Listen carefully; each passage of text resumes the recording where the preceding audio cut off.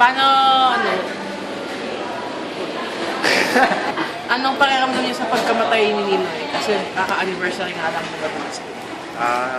Malungkot. Kasi syempre, siya ay hero na rin dito sa ating bansa. Marami na siyang nagawang mga magagandang kabutihan na ginawa dito sa ating bansa. Sa ngayon nalulungkot tayo dahil sapagkat sila sa katulad niya na isang bayani ay nawala na ngayon. Paano po nakatulong sa sarili niyo? Nare-relate niyo? Tulad nung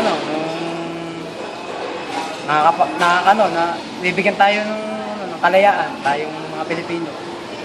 At saka nagkakaroon tayong maayos na pamumuhay at pagkokomunikasyon sa ibang bansa din. Ano natulong na to sa bansa? Sa mga pag-aaral, yun. Pag-aaral ng mga kabataan. Sa mga iba pang mga